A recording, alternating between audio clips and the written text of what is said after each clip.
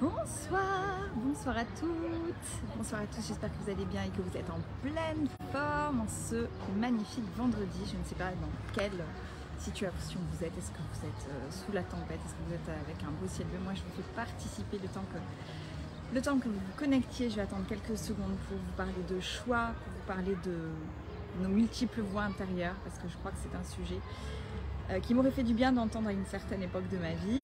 Et en attendant que vous vous connectiez, je vous fais juste profiter de ce magnifique coucher de soleil. Pour ceux qui ne me connaissent pas, je suis Samantha Mas, sophrologue et coach. J'accompagne les personnes à prendre confiance en elles, impacter leur destin et aimer le chemin grâce à un accompagnement one-one et de groupe. Dites-moi comment vous allez, dites-moi quand vous êtes connectés, mettez-moi un petit hashtag replay, un petit hashtag replay. Et on va démarrer, je vais faire ça quelques secondes, enfin quelques minutes plutôt de live, puisque je me suis engagée à faire un live par jour pour vous amener le plus de valeur possible et vous aider dans votre cheminement, vous aider dans vos ascenseurs émotionnels et traverser les événements de la meilleure manière qu'ils soient. Et aujourd'hui, je voudrais vous parler des trois voies qui sont en nous. Lorsque vous êtes face à un choix qui est bon ou pas bon pour vous, il y a beaucoup de personnes qui disent « mais c'est bizarre, j'ai l'impression d'avoir plusieurs voix à l'intérieur de nous ». Mais en fait, c'est complètement vrai. On a plusieurs voix à l'intérieur de soi. Maintenant, ce qui va être important de faire, c'est de discerner les voix, donc devenir toujours observateur, discerner les voix et se dire « ok, laquelle j'ai envie d'écouter ». Donc il y a trois voix principales qui s'offrent à nous. Il y a la toute première voix, c'est la toute première voix en général, c'est la voix méchante. On va dire la connasse ou la diablesse, peu importe comment on l'appelle. C'est la voix qui va être toujours négative, qui va nous poser beaucoup de questions, qui va être toujours dans le oui mais tu vas jamais y arriver, tu devrais pas faire ci. Cette voix-là, elle va critiquer, vous juger. Coucou ma Jess, mettez-moi un petit hashtag like quand vous êtes là. Donc elle va critiquer, elle va juger, elle va pas du tout être dans la bienveillance avec vous-même. Donc celle-ci, c'est le diable qui est en vous. Celle-ci, il ne faut pas l'écouter. Celle-ci, c'est pas le bon choix de l'écouter. Ensuite, vous avez une deuxième voix. Cette voix, c'est votre meilleure amie. C'est la voix de la bienveillance. C'est celle qui va vous dire « Bon, bah allez, c'est pas grave, prends ce hamburger. Tu en as assez fait pour aujourd'hui, tu as donné le maximum de toi-même, allez, tu peux bien te faire ce petit plaisir. » Ou alors qui va vous dire « Allez, c'est pas grave, prends un bain à bulles et tu verras demain comment ça se passe. » Il faut casser la voix. Pourquoi casser la voix, Vincent? J'ai pas la voix cassée, j'ai pas crié, c'est le pied que j'ai cassé avec mes charmantes béquilles, tu vois, c'est merveilleux. Et coucou ma belle Jess, je suis contente de te voir connectée. Donc cette voix-là, c'est votre meilleure amie. Elle est très importante cette voix-là parce qu'on a beaucoup plus tendance à écouter la diablesse que la meilleure amie, et la meilleure amie peut parfois venir en aide. C'est celle qui va nous rassurer, celle qui va être réconfort, enfin, qui va nous amener du réconfort, de la bienveillance, de l'amour, et parfois on en a besoin. Maintenant on a une troisième voix et qui pour moi en tout cas est la meilleure à écouter, en tout cas c'est la voix de la mentor. La voix de la mentor, un mentor c'est quoi? Un mentor c'est quelqu'un qui va vous guider sur un meilleur chemin que peut-être vous n'aviez pas encore vu. Sur un chemin, peut-être vous n'aviez pas encore vu parce que vous étiez sujet à vos émotions, sujet à des réactions, sujet à un état de down. Et cette mentor va pouvoir se détacher de votre système émotionnel et va pouvoir enfin vous dire ok, est-ce que ce serait pas mieux de réagir comme ça? Vous savez, aujourd'hui c'est une journée un peu c'est une journée parfaitement dans sa dualité. La vie elle est dualité en permanence, yin yang, ombre et lumière tout le temps, et c'est une vraie journée dans la dualité.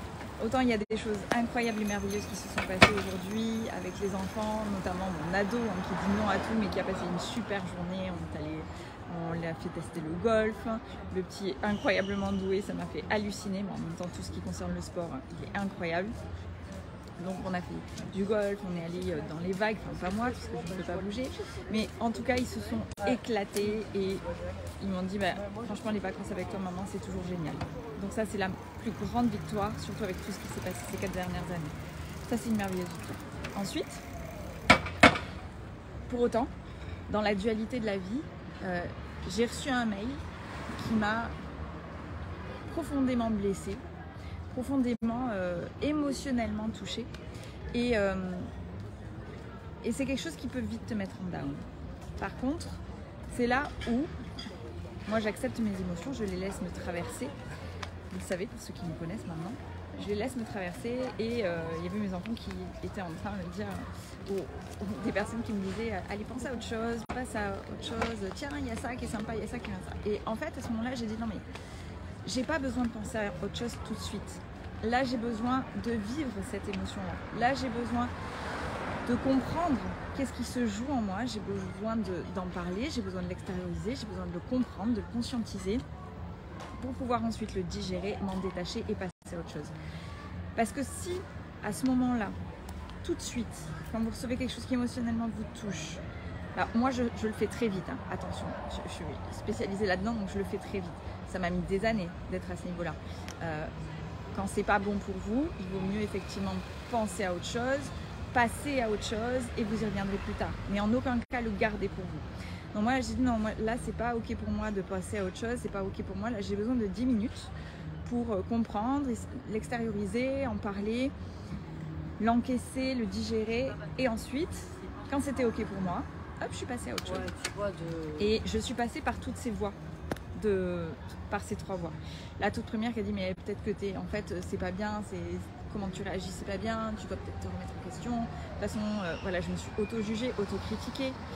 Ensuite j'ai la deuxième voix qui est venue, qui a dit mais non allez c'est bon, tu réagis bien, ça va bien se passer. Mais j'étais pas ok et puis après j'ai fait appel à ma mentor. J'ai fait appel à le dans moi et je me suis dit mais comment réagirait la plus haute version de moi-même? Comment réagirait la femme extraordinaire et exceptionnelle qui est au niveau suivant réagirait pour être encore plus puissante, encore plus forte, encore plus élevée en élévation de conscience? Et c'est à ce moment-là que je me suis dit ok, cette personne-là réagirait comme ça, elle prendrait les choses de cette manière-là et elle le digérait de cette manière-là, elle l'agirait comme ça et elle ferait ce bon choix. Qu'est-ce qui est le bon choix? C'est toujours celui qui est bon pour soi, bon pour les autres et bon pour le monde. Par contre, parfois, il faut accepter qu'on ne peut pas tout contrôler, on ne peut pas tolérer certaines choses dans sa vie et on ne peut pas tout changer, on ne peut pas changer les gens, on peut juste accepter. Et la meilleure version de moi à ce moment, accepter cette situation, accepter que je ne pouvais pas changer les choses et accepter que oui, le meilleur choix pour moi c'était de laisser les choses comme ça et d'avancer quoi qu'il arrive. Et à ce moment-là, vous vous détachez, vous vous donnez la permission de simplement réagir différemment que la méchante ou l'amie. Parce que l'amie, elle est super, mais elle ne vous aide pas dans votre quotidien. Elle va vous rassurer, mais elle ne va pas vous amener à vous élever dans la plus haute version de vous-même. Elle va vous laisser là où vous êtes, elle va vous rassurer dans ce qui est bon à l'instant T pour vous, mais peut-être pas ce qui est bon pour votre futur vous. Moi, vous le savez, je suis persuadée qu'on est des êtres de croissance, on est des êtres d'élévation.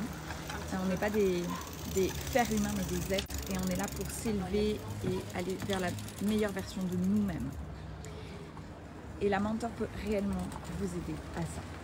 Donc je vais vous lancer ce challenge d'écouter votre mentor le plus souvent possible. Et si vous n'en avez pas, de vous entourer d'un vrai mentor. Parce que moi j'ai des mentors. Pourquoi? Parce que c'est important pour moi de me rapprocher de quelqu'un qui va pouvoir me dire, ou à qui je peux poser la question, de dire mais comment tu réagirais face à ça toi? Parce que pour devenir la meilleure version de soi, il faut comprendre comment ça fonctionne dans la tête de quelqu'un qui est plus élevé. Et c'est comme ça qu'on récupère, qu'on mimétise, qu'on comprend et qu'on intègre. Donc, rapprochez-vous d'un mentor si vous n'en avez pas. Et voilà, c'était mon petit message de la soirée. J'espère que ça va vous résonner. Ouais, c'est celle qui encourage, tout à fait, la mentor, c'est celle qui encourage. Exactement. Tu le sais, Jess. Donc voilà, c'était mon petit message. Maintenant, je vais... Oh, merci ma Jess. Ça me fait tellement plaisir, ça me touche tellement. Bon, maintenant, je vais vous laisser. Je vais retourner au restaurant et ensuite on part pour direction la maison. On rentre ce soir. Avec les enfants, donc je pense qu'ils vont être complètement KO parce qu'ils ont une journée dingue, donc ils vont être KO dans la voiture. Je pense que je sais pas comment je vais faire pour les traîner dans leur lit une fois arrivés parce que je ne peux pas marcher.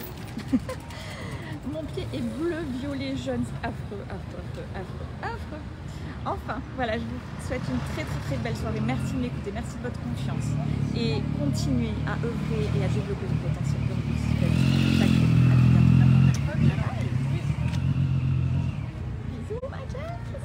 Bisous Vincent, bisous toutes les personnes.